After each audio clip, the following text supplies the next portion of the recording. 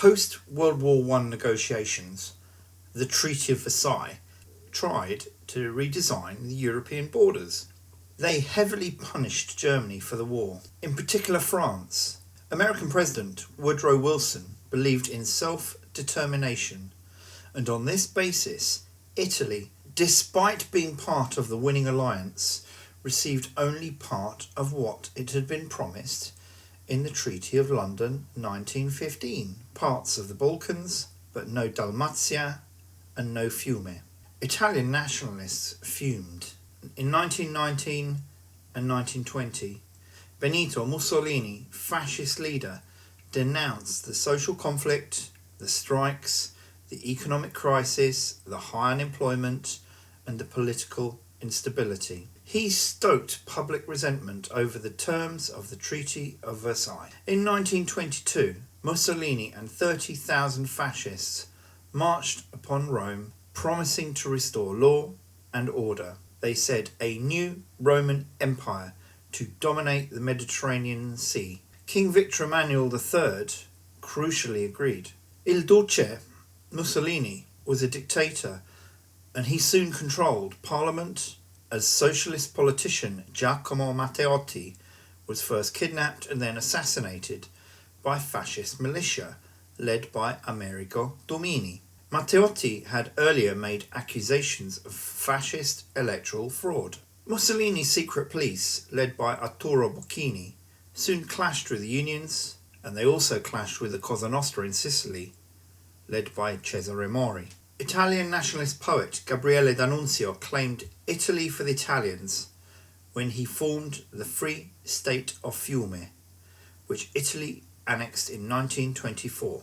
The Lateran Treaty resolved the long-lasting Roman question in 1929. This agreed between King Victor Emmanuel III of Italy, the government of Mussolini, and Pope Pius XI. The Vatican City was now confirmed as an independent state, ruled by the Pope, and it was also heavily compensated by Italy for the loss of the territory of the Papal States. Mussolini and Adolf Hitler first met in 1934. They remained privately wary of each other's intentions. Italy stoked anti-French sentiment, as both Italy and Germany coveted parts of France. However, Mussolini also opposed Germany's plans to annex Austria, as he saw this as a risk to the Südtirol, and he supported Germany as it annexed Sudetenland in 1939. He plotted campaigns in Africa and the Suez Canal with his still ill-prepared army.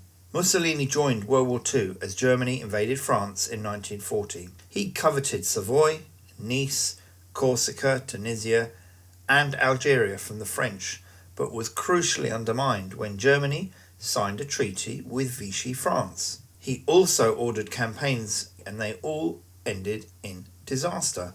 Aided by Hitler, Italy gained southern Slovenia, Dalmatia, and Montenegro. By 1943, after Italy's heavy casualties, the Italian population wanted an end to the war.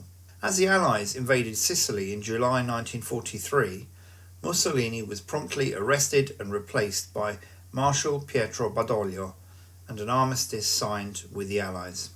Mussolini was rescued by German commandos and taken to the fascist puppet state, the Italian Social Republic. At this point, Italian troops were forced to pick a side in a civil war between the Italian co-belligerent army and the Allies, or the Esercito Nazionale Repubblicano, the National Republican Army, the Germans. The Germans committed several atrocities in Italy, for example, the Ardeatine massacre in Rome and the Sant'Anna Stazzema massacre in Tuscany. Italian forces also committed war crimes, ethnic cleansing, and had Italian concentration camps. In April 1945, the National Liberation Committee for Northern Italy, Mussolini was captured near Lake Como and executed for high treason on the 28th of April 1945. The bodies of him, his mistress, and some colleagues were hung out upside down in public in Milan, and their bodies attacked by the public in Piazzale Loreto. Italy was again in ruins, economy destroyed, divided society, enraged, at the monarchy which endorsed fascism. The 1946 Italian referendum was held to decide whether Italy should remain a monarchy or become a republic. King Vittorio Emanuele III abdicated, but his son Umberto II was soon exiled as Italy voted to become a republic.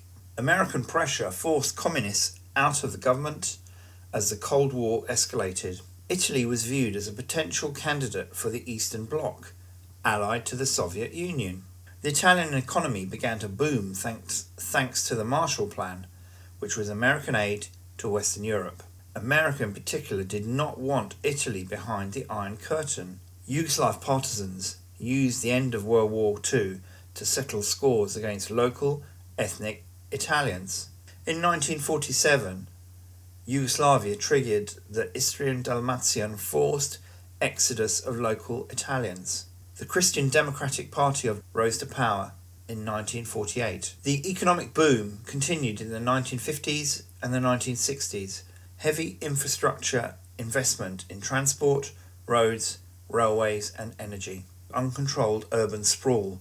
America built an intelligence base near Catania. There was now heavy interregional migration, with many people seeking to work in the north of Italy. Italy helped create the European Economic Community, which would later become the European Union, whose primary aim was to make countries financially interdependent and consequently avoid future wars. The 1970s saw political terrorism, the years of lead, the Piazza Fontana bombing in Milan, Rome and Bologna.